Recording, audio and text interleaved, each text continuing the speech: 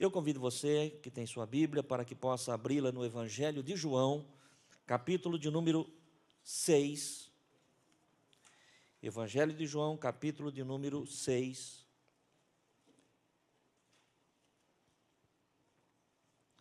Nós vamos ler apenas alguns versículos,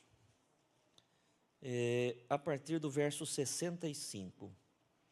João capítulo 6, versículos 65 ao 68.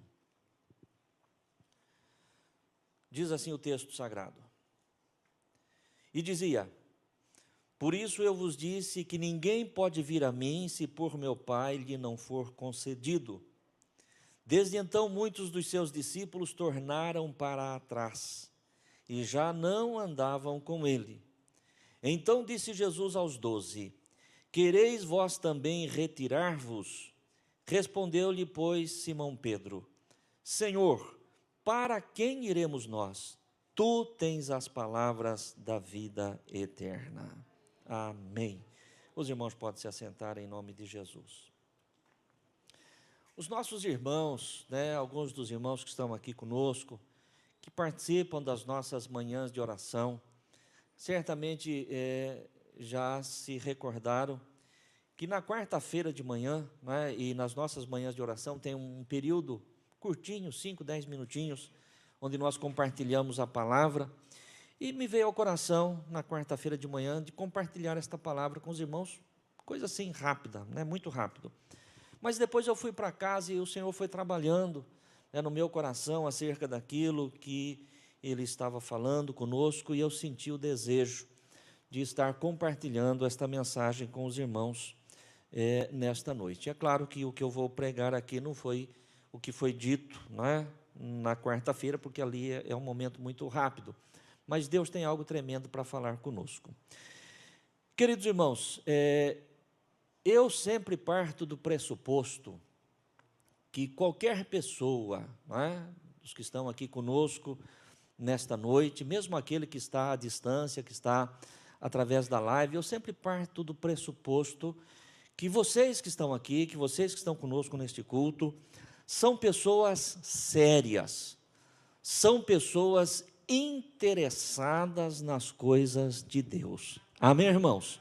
Eu não consigo imaginar, olha quantos jovens, adolescentes nós temos aqui, quantos irmãos, quantas pessoas nós temos aqui no culto, já tivemos o culto pela manhã, mas eu não consigo pensar, irmãos, especialmente num dia de domingo como hoje, alguém sair de casa e vir para uma igreja sem que tenha de fato um propósito muito sério, muito relevante na sua vida em relação às coisas de Deus. Por quê, irmãos? Me permita dizer, eu não acredito que a igreja seja o melhor lugar para se passear. Amém, irmãos? Com certeza, para passear, temos muitas outras opções. A igreja não é o melhor lugar para passear. A igreja não é o melhor lugar para lazer. Se alguém tivesse interessado agora à noite, uma noite quente, gostosa, como está, eu quero um momento de lazer, um momento de descontração, não seria a igreja. Quem é que vem à igreja? Como você que está aqui conosco nesta noite. Alguém que está buscando alguma coisa a mais do que aquilo que o mundo lá fora pode oferecer. Você concorda com isso? Não é verdade, irmãos? Eu tenho isso no meu coração. E sempre que eu penso nisso, irmãos, pesa sobre mim a responsabilidade daquilo que eu vou transmitir aos irmãos, através do Espírito Santo de Deus, mas uma responsabilidade que recai sobre os meus ombros, enquanto pastor dos irmãos. Até porque a palavra de Deus, eu quero citar aqui um texto muito precioso, que está em Hebreus capítulo 13, versículo de número 17, eu gostaria que colocasse para nós, Hebreus 13, 17. Esse versículo, irmãos, vai dizer que eu, como pastor, tenho responsabilidade, tenho que dar conta da alma de cada um de vocês. Olha bem o que diz o texto. Obedecei a vossos pastores e sujeitai-vos a eles, porque velam por vossa alma, como aqueles que hão de dar conta delas. Segura esse versículo aí. Você percebe a responsabilidade daquele que está no altar? Especialmente do pastor da igreja? A palavra de Deus é clara, irmãos, e eu não posso fugir desta responsabilidade. A palavra de Deus diz que o pastor é aquele que vela por vossas almas, como aquele que há de dar conta delas diante do Senhor. Agora preste atenção, porque isso é muito importante também, né? Em que sentido? Pode tirar o versículo. Em que sentido o pastor vai ter que prestar conta das almas de cada um dos irmãos, de cada pessoa que entra dentro deste templo? No que diz respeito àquilo que eu ensino para os irmãos, no que diz respeito àquilo que eu passo para a igreja. Sabe, irmãos, porque é muito fácil, muito simples de entender. A igreja vive, e eu me refiro agora ainda mais especificamente àqueles irmãos que são membros aqui desta igreja, que estão frequentemente conosco, que aprendem conosco. Os irmãos vivem a palavra de Deus de acordo com aquilo que vocês são ensinados. Se vocês estão fazendo a coisa corretamente, e eu estou ensinando corretamente, então maravilha. Agora, se você estiver fazendo algo que de repente eu tenho ensinado de forma equivocada, de forma errada, e vocês estão fazendo da forma como foi ensinado, sobre quem que pesa essa responsabilidade? Sobre aquele que ensinou. Sim ou não? Os irmãos entendem isso? Então, pesa sobre mim a responsabilidade de dar conta da alma de cada um de vocês, no sentido daquilo que eu estou ensinando, no sentido daquilo que eu estou passando, não é? Muito embora, aqui também vai o ensinamento para os irmãos, preste atenção nisso, é muito importante. E vocês que estão conosco, talvez, nós temos pessoas aqui, certamente temos pessoas aqui nos visitando hoje, pessoas que estão aqui pela primeira vez, pessoas que muito provavelmente nunca nem me ouviram pregar, mas os irmãos que estão aqui já estão acostumados. Eu gosto de ensinar, amém, irmãos? Gosto de ensinar, Então eu quero te passar mais uma informação. Embora o pastor disse aqui que pesa sobre mim a responsabilidade daquilo que eu transmito, daquilo que eu ensino para vocês, mas preste atenção, cabe também a cada um dos irmãos, você que é crente em Jesus Cristo, examinar nas Escrituras se aquilo que está sendo ensinado se alinha de fato com a vontade de Deus. Amém? Nos dias do apóstolo São Paulo, a palavra de Deus diz que os bereanos, os irmãos lá de Bereia, eles tinham este cuidado. Eles foram mais nobres que os demais. Por quê? Porque antes de aceitar, ou antes de rejeitar aquilo que estava sendo pregado, eles iam nas Escrituras. Não, realmente o que Paulo está falando está certo. Não, realmente o que Paulo está falando está correto. Então você também tem a responsabilidade de examinar as Escrituras para entender se aquilo que está sendo pregado aqui no altar também está alinhado com a palavra de Deus. Muito embora eu tenha um temor e um tremor muito grande, que eu jamais vou ensinar qualquer coisa aos irmãos que não esteja alinhado com a vontade de Deus. Então, esse peso está sobre os meus ombros enquanto pastor. Mas preste atenção, eu tenho responsabilidade naquilo que eu ensino para os irmãos, mas eu não tenho responsabilidade naquilo que você faz com aquilo que eu ensino. Isso é uma responsabilidade pessoal. Amém, irmãos? É uma responsabilidade de cada um. O que eu ensino é responsabilidade minha. Agora, o que você faz com aquilo que você recebeu aqui de ensinamento, isso é uma responsabilidade sua, porque é você que vai prestar conta diante de Deus, e eu não estou dizendo isso simplesmente para me eximir, para me excluir de qualquer responsabilidade, não. Ao contrário, eu gostaria que observássemos Romanos, capítulo 14, versículo de número 12, para que você possa entender bem. Romanos 14, 12. Que diz o texto, irmãos? De maneira, o quê?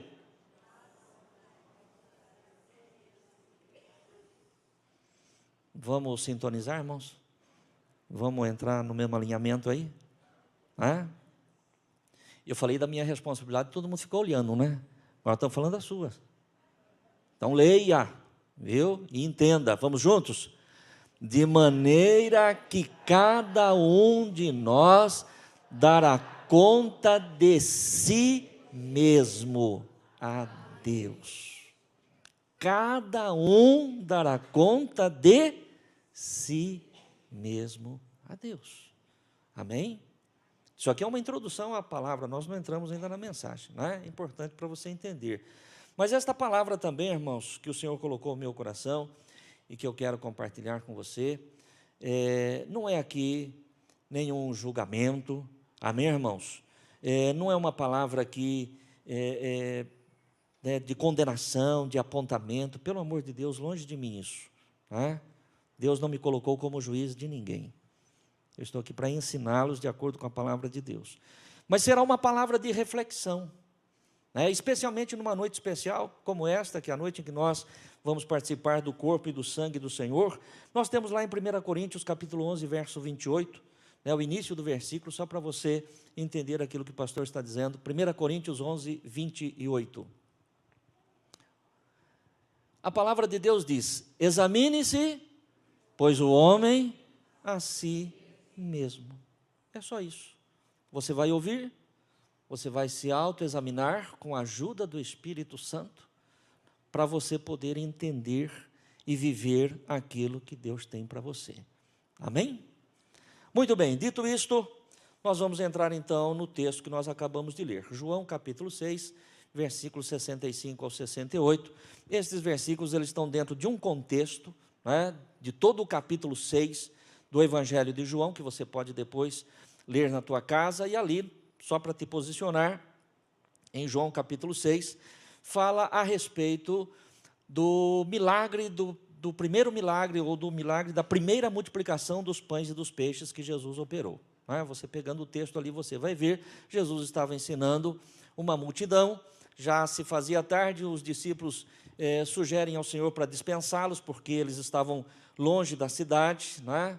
E já estava entardecendo, para que eles pudessem comprar comida. Jesus falou: não é necessário, né, dai-lhes vós de comer. Eles disseram: Senhor, nós não temos nada aqui. Aí alguém apresentou 5 pães e 2 peixes, os irmãos conhecem a história. O Senhor multiplicou, né, ou o Senhor operou aquele milagre, aquela multidão foi alimentada. O Senhor depois despediu a multidão e ordenou aos discípulos que entrassem no barco e passassem para o outro lado. Eles estavam em Tiberíades, eles iam atravessar o mar da Galileia e chegar em Cafarnaum, mas Jesus ficou, Jesus não foi com eles no barco. E aí a palavra de Deus vai dizer que pela madrugada, Jesus andando por sobre as águas, né, chega até o barco em que eles estavam e termina de atravessar o barco, chegando então em Cafarnaum. No dia seguinte, aquela multidão que tinha sido alimentada pelo Senhor, né, com os 5 pães e 2 peixes, procuram Jesus de novo e não encontram Jesus, não é? Aí observa de um lado, de outro não está. Aí eles imaginam: Jesus foi para Cafarnaum. E eles vão até Cafarnaum. Chegando ali, eles procuram Jesus, falam: Senhor, onde o Senhor estava? Nós te procuramos, não te encontramos. E Jesus chama a atenção deles. Falou: olha, vocês estão me procurando, vocês vieram lá do outro lado até aqui, não por conta da palavra que eu vos ensinei, mas vocês vieram aqui por conta do pão que vocês comeram ontem. Vocês vieram aqui por conta do peixe que vocês comeram ontem. Trabalhai não pelo pão que perece, mas trabalhai pelo pão que permanece. Amém, irmãos? Jesus chama a atenção deles, não é? Porque seria muito bacana, seria muito interessante, né, se eles tivessem ouvido a palavra de Jesus, os ensinamentos de Jesus sobre o reino dos céus, e tivessem se maravilhados com as palavras, com os ensinamentos, e tivessem procurado Jesus no dia seguinte: ó Senhor, queremos te ouvir mais, ó Senhor, nós queremos aprender mais a respeito do reino de Deus. Mas não foi por isso que eles procuraram, e Jesus conhecia o coração deles. Vocês vieram aqui, disse o Senhor àquelas pessoas, por causa do pão, por causa do peixe, mas trabalhem não pelo pão que perece, mas por aquele que permanece. E aí eles já se sentiram agredidos, não é? Sentiram-se agredidos e já começaram então: Senhor, o que é necessário que a gente faça para executar a obra de Deus? E Jesus diz: olha, a obra de Deus é que vocês creiam naquele a quem Deus enviou. Jesus estava falando a respeito de si mesmo. Amém, irmãos? O que é preciso, o que é necessário para fazermos a obra de Deus, para executarmos a vontade de Deus? A vontade de Deus é que vocês creiam naquele a quem Ele enviou. E eles entenderam que Jesus estava falando de si mesmo. E então o questionamento continua: Que sinal, pois, fazes tu para que creiamos em ti? Os nossos pais comeram o pão no deserto. Moisés deu o pão para os nossos pais no deserto. Por isso nós acreditamos em Moisés. Moisés realmente era profeta, mas e o Senhor, quem é? Que sinal, pois, fazes tu? Olha, irmãos, observe a insensatez, né? Porque no dia anterior eles tinham sido alimentados milagrosamente. Ainda eles queriam um sinal. E aí começa toda uma discussão, nós não vamos nos aprofundar nisso, não é? Porque os irmãos até conhecem a palavra. Jesus diz, olha, Moisés não vos deu o pão do céu, porque o pão do céu, quem dá é Deus, né? E aquele que desceu do céu. Eu sou o pão que desceu do céu para alimentar vocês. E aí começa uma discussão, né? Eles não entendem, e aí vai se aprofundando mais. Jesus falou, olha, vocês precisam comer da minha carne, vocês precisam beber do meu sangue. Aquele que comer da minha carne e beber do meu sangue, eu vou ressuscitá-lo no último dia. E aí a palavra de Deus diz que aquilo escandaliza aquelas pessoas, e eles começam a se dispersar, começam a ir embora. E aí nós entramos então aqui no texto que nós lemos, né, a partir do verso 65. Os discípulos chegam e falam, Senhor, essa palavra é muito dura, esse sermão que o Senhor está pregando aí, olha, o povo está indo embora, o povo está dispersando, né? O povo está indo embora, Senhor. Aí Jesus volta para os 12 e fala, escuta, e vocês? Vocês não querem ir também? Os outros estão indo, né? Estão escandalizados, não aceitaram. E vocês? Vocês não querem ir também? E aí Pedro responde, Senhor, para quem iremos nós? Tu tens as palavras da vida eterna. Amém, irmãos? Agora preste atenção, irmãos. Quando Jesus volta para os 12 e diz para eles, olha, vocês não querem acompanhar os demais, vocês não querem ir junto também, Jesus não estava dispensando os seus discípulos, Jesus não queria que de fato eles fossem embora, Jesus não queria inclusive nem que aqueles outros tivessem ido embora. Jesus ele veio para agregar, Jesus ele veio para chamar, Jesus ele veio para reunir, Jesus não veio para espalhar. Amém, irmãos? Amém? Porque às vezes nós olhamos para dentro da palavra de Deus, parece que Jesus não dava muita importância às vezes, né, para as pessoas, né? Nesse caso aqui, Jesus chega para os 12 e fala, escuta, vocês não querem ir também? E eu pergunto para você, se eles tivessem ido, você acha que Jesus teria corrido atrás? Sim ou não? Não. Então, às vezes, dá a sensação de que Jesus, ele né, é meio truculento ali e não está muito preocupado não com o que a pessoa vai fazer. Mas não é essa a realidade, né? É um caso, ou caso semelhante a esse, é aquele jovem rico que chegou no Senhor Jesus e disse, bom mestre, o que eu preciso fazer para lhe dar a salvação, a vida eterna? E Jesus pergunta para ele, fala, você conhece os mandamentos? Senhor, isso eu já pratico desde criança. Que bênção, que maravilha, você está muito perto. Mas uma coisa só te falta. Vende tudo que tem, dá aos pobres e segue-me. O moço sai entristecido, vai embora, a palavra de Deus diz, porque ele tinha muitos bens, né, e ele não queria se dispor daquilo que ele tinha. E Jesus foi procurá-lo? Jesus foi atrás dele? Não foi. Aquela mulher cananeia que chega diante de Jesus lá, com uma filha terrivelmente endemoniada, Senhor, socorre. A mulher não era judia, não era do povo de Deus. Jesus lança uma palavra terrível. Não é bom tirar o pão dos filhos e dá-los aos cachorrinhos. Mas a mulher estava ali quebrantada no seu coração, no seu espírito, desejosa de receber aquilo que o Senhor tinha para ela. E ela disse, Senhor, é verdade, não é bom tirar o pão dos filhos e dá-los aos cachorrinhos, mas os cachorrinhos também comem das migalhas que caem da mesa do seu Senhor. Amém, irmãos? Preste atenção, porque esta é a mensagem de Deus para a minha vida, e essa é a mensagem de Deus para a tua vida, para o teu coração. Jesus não estava querendo que os discípulos fossem embora, Jesus não queria que a multidão fosse embora, Jesus não queria que aquele moço rico fosse embora, Jesus não queria que a mulher cananeia fosse embora, Jesus não quer que ninguém vá embora. O que Jesus, na verdade, queria daqueles 12 era posicionamento. Amém, irmãos? Posicionamento. Não é? Vocês acham que a palavra é dura demais? Vocês acham que isso escandaliza? Vocês precisam decidir. Não é? E eu escrevi aqui, irmãos, algumas coisas que eu quero compartilhar com você. Não é? Jesus exige dos seus discípulos um posicionamento. Seguir a Jesus não é para ouvir apenas aquilo que queremos, aquilo que massageia o nosso ego. Somos discípulos de Jesus para ouvir não aquilo que queremos, mas aquilo que precisamos ouvir. Isso que é muito importante, irmãos. Nós temos que ter um posicionamento ao lado do Senhor, um alinhamento ao lado do Senhor, né? De não sairmos por aí procurando, irmãos, aquilo que nós queremos ouvir. Infelizmente, nós estamos vivendo num tempo muito difícil, no meio da cristandade, especialmente os evangélicos. E entre os evangélicos, especialmente os pentecostais, sair procurando coisas que massageiam o ego. Eu quero ir numa igreja onde o pastor pregue aquilo que eu quero ouvir. Aquilo que... Não, irmãos, preste atenção. Por isso que eu disse há pouco, você que está aqui, meu querido irmão, irmã, jovem, adolescente, eu os tenho na conta de pessoas sérias, pessoas que querem levar as coisas de Deus a sério. Amém, irmãos?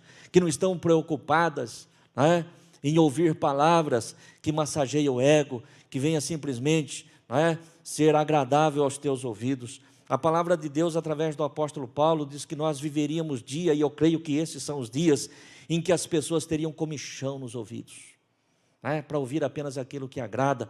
Mas eu não quero ouvir aquilo que me agrada, eu quero ouvir aquilo que eu preciso para poder entrar no céu. Eu preciso receber da parte de Deus aquilo que alinha a minha vida com a vontade de Deus. E o que Deus está falando nesta noite para mim e para você, meu querido irmão, é que nós precisamos de posicionamento. Posicionamento. Nos posicionarmos realmente com o Senhor, para que possamos receber a sua palavra. Preste atenção, nós já aprendemos isso desde muito cedo, que existe um custo para o discipulado. Para ser discípulo de Jesus tem um custo. Todo aquele que quiser ser meu discípulo, disse o Senhor, negue-se a si mesmo, tome cada dia a sua cruz e siga-me. Há um custo e isso exige posicionamento. Amém? Eu nunca preguei. Faz 42 anos que eu sou pastor. Nunca preguei, nunca ninguém me ouviu pregar que servir ao Senhor Jesus Cristo é um mar de rosas. Nunca ninguém me ouviu pregar que servir a Jesus é estar imune a qualquer tipo de problema, de dificuldade, de enfermidade, de tristeza, ao contrário disso. O que a palavra de Deus diz para todos nós é o seguinte: porfiai por entrar pela porta estreita. Porta estreita, irmãos. Porta estreita. Exige posicionamento. Posicionamento para entrar na porta estreita, muitas vezes não, sempre vai requerer que você deixe algumas bagagens para o lado de fora. Não dá para entrar com as bagagens. Os nossos jovens estão vindo de um retiro agora, de um acampamento esse final de semana. Meu Deus, a hora que eu virei a esquina, eu vi lá um monte de mala, um monte de sacola, um monte de bagagem. Falei, ainda bem que aqui a porta não é estreita, né, irmãos? A porta do prédio, viu, irmãos? A porta do prédio é larga, dá para entrar com bagagem. Mas a porta do caminho do Senhor é estreita. Amém, irmãos? Isso exige custo. Todo aquele que quiser ser meu discípulo, negue-se a si mesmo. Tome cada dia a sua cruz e siga-me. Cada dia, cada dia. Daqui a pouco a minha cruz, do dia 11 de dezembro, a hora que eu deitar na minha cama, ela fica do lado ali. No dia 12, a hora que eu abrir meus olhos, eu falo, Senhor, estamos juntos. Vamos de novo para a luta. Independente do que acontecer, independente das circunstâncias, eu quero começar o meu dia com Deus, eu quero terminar o meu dia com Deus, porque eu não tenho para onde ir, senão apenas Ele que tem a palavra da vida eterna. Amém, irmãos? Essa é a grande realidade, a grande verdade. Começar o dia com Deus e terminar o dia com Deus, independente de circunstância. Eu não sabia que servir a Deus era isso. Se fosse para eu continuar com luta, com problema, com dificuldade, resolver um problema, mas surgiu outro.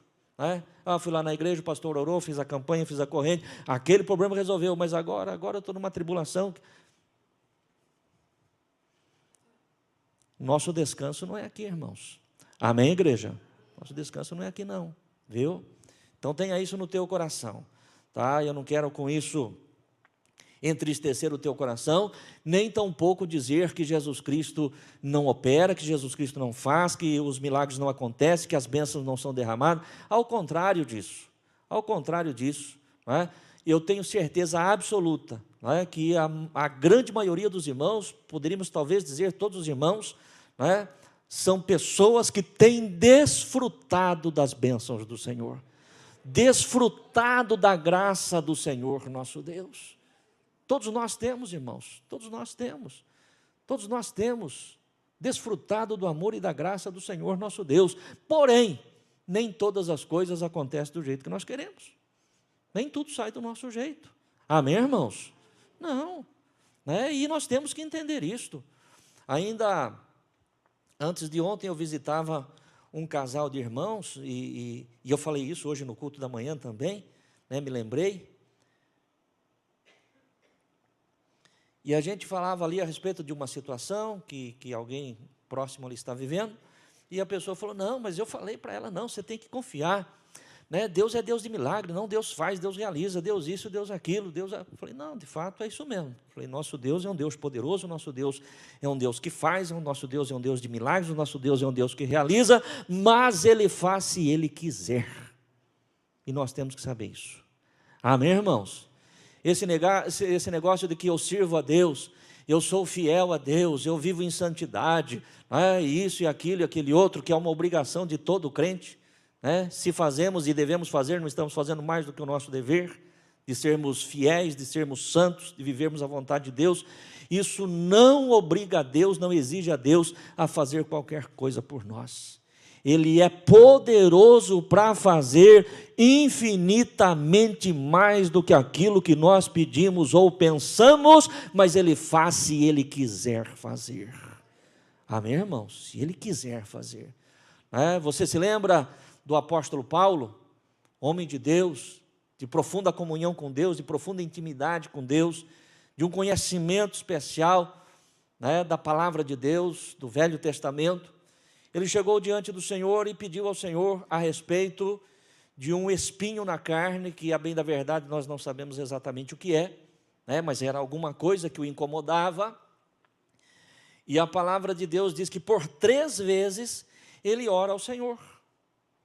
E eu pergunto para você, meu querido irmão e irmã, se tinha alguém que tinha intimidade com Deus, que tinha proximidade com Deus, que tinha comunhão com Deus, que vivia uma vida de santidade e que poderia reivindicar uma bênção, um milagre da parte do Senhor, era o apóstolo Paulo. E ele ora 3 vezes ao Senhor, e o Senhor concede a ele aquilo que ele pediu? Sim ou não? Não. O Senhor disse para Paulo o seguinte: Paulo, a minha graça te basta, porque o meu poder se aperfeiçoa na fraqueza. Então você não se preocupe, Paulo, eu estou cuidando de você. Não se preocupe, Paulo, eu estou no controle. Não se preocupe, meu querido irmão e irmã, se as coisas não têm saído exatamente do jeito que você tem pedido. O Deus que te ama, o Deus que te chamou, é o Deus que tem o controle da tua vida, e nada vai sair do controle do eterno, e Ele tem o melhor para nós. Amém, irmãos? E aí nós vamos ver adiante Paulo dizendo a respeito dessa situação, para que eu não me ensoberbecesse, para que eu não me orgulhasse, de repente viesse cair da graça. Então, meu querido irmão e irmã, Deus sabe o que é melhor para mim, Deus sabe o que é melhor para você, Deus sabe o que é melhor para nós.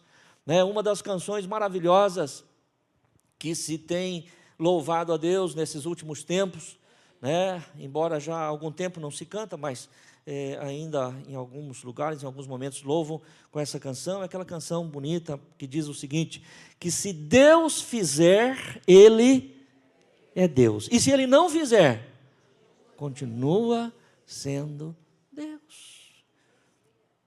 Isso é posicionamento na minha vida, na tua vida, na vida de todo crente. Se Deus fizer, Ele é Deus, eu vou servi-lo, eu vou amá-lo, vou honrá-lo com toda a intensidade do meu ser, porque Ele fez.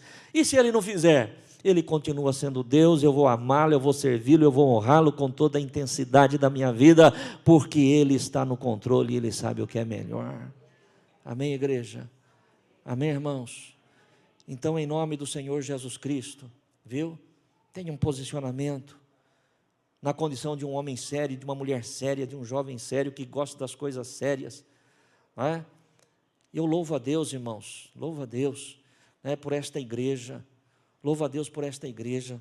São 25 anos aqui, nesta cidade, neste lugar, pregando o Evangelho do Senhor, e quem me conhece sabe, irmãos, não sou pastor de oba-oba, viu? Não sou pastor de oba-oba. Se alguém vem aqui esperando encontrar oba-oba aqui, vai embora decepcionado, porque não vai encontrar. Eu gosto de coisa séria, de pessoas sérias, que querem servir a Deus com seriedade, com fidelidade de coração, e é por isso que você está aqui nesta noite. Amém, irmãos? E é por isso que você está aqui. Você é uma pessoa de Deus, uma pessoa séria.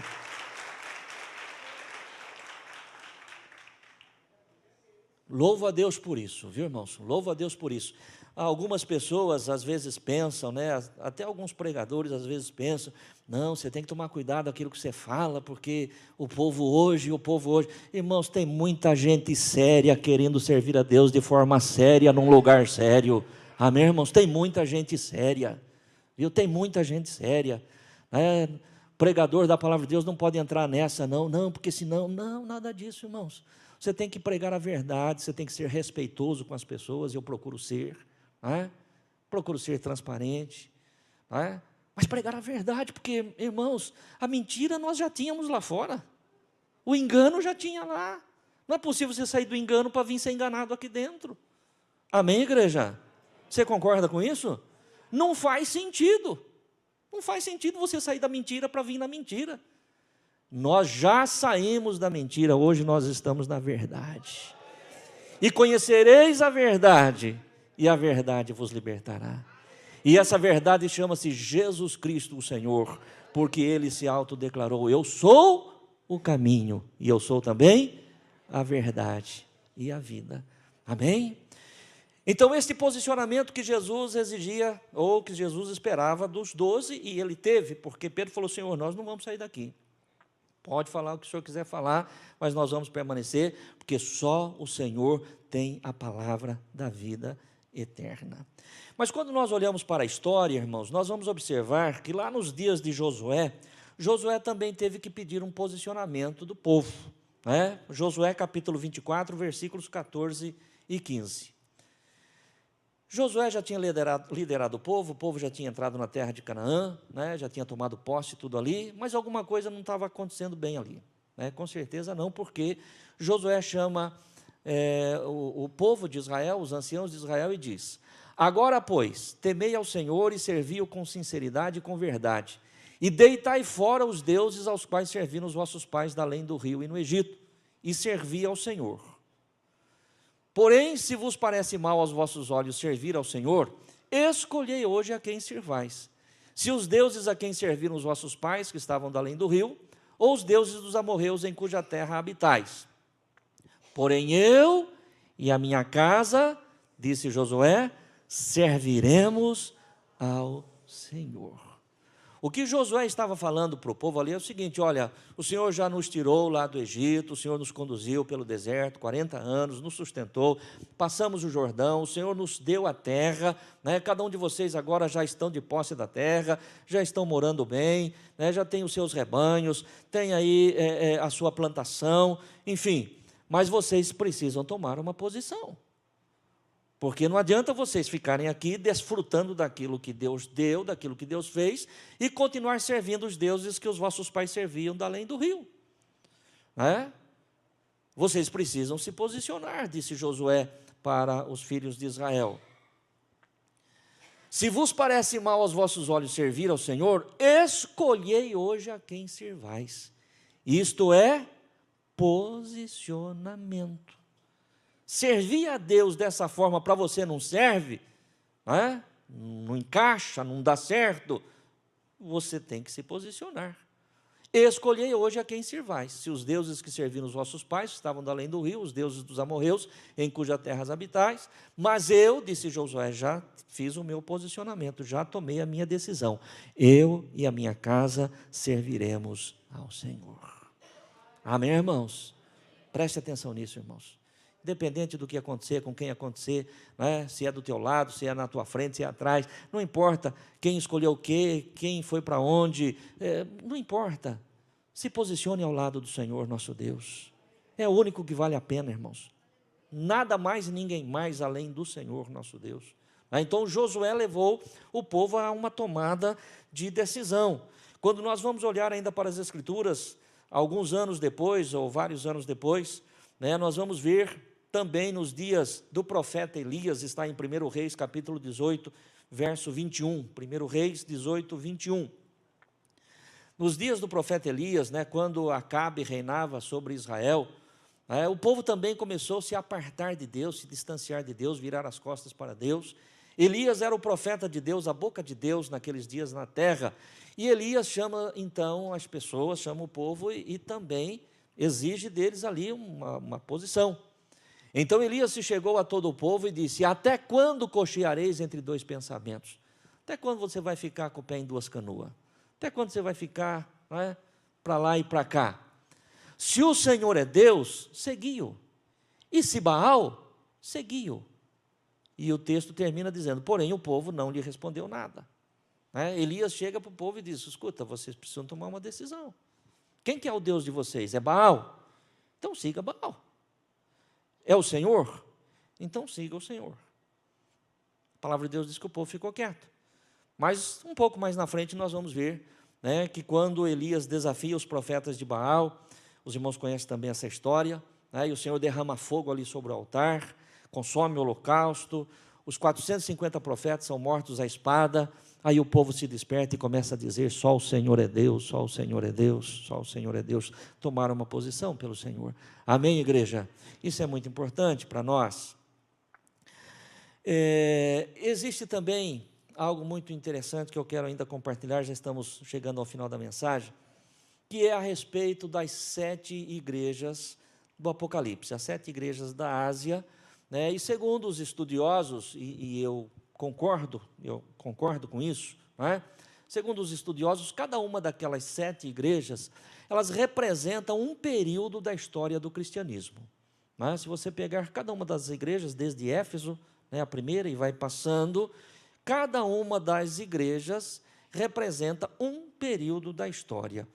E segundo os estudiosos, e eu também acredito nisto, que o período, o tempo que eu e você, o tempo que nós estamos vivendo agora, se refere à 7ª carta, à última igreja, que é a igreja de Laodiceia, né? O tempo que nós estamos vivendo, este tempo agora, a nossa geração, vive no tempo da igreja de Laodiceia.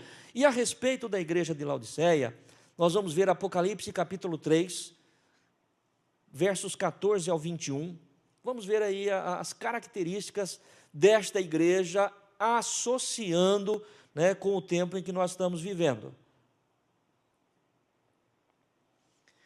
E ao anjo da igreja que está em Laodiceia escreve: isto diz o Amém, a testemunha fiel e verdadeira, o princípio da criação de Deus. Eu sei as tuas obras, preste atenção, isso aqui é importante.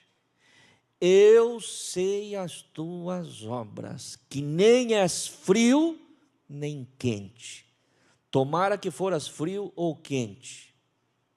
Assim, porque és morno, não és frio nem quente, vomitar-te-ei da minha boca.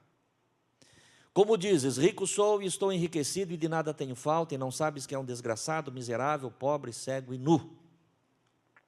Aconselho-te que de mim compres ouro provado no fogo, para que te enriqueças, e vestes brancas para que te vistas e não apareça a vergonha da tua nudez, e que unjas os olhos com colírio para que vejas. Eu repreendo e castigo a todos quantos amo, sê, pois, zeloso e arrepende-te. Eis que estou à porta e bato, se alguém ouvir a minha voz e abrir a porta, eu entrarei em sua casa e com ele cearei e ele comigo. Ao que vencer, lhe concederei que se assente comigo no meu trono, e assim como eu venci, me assentei com meu Pai no seu trono. Amém. Irmãos, preste bem atenção, né? Lemos aí a carta da igreja a Laodiceia.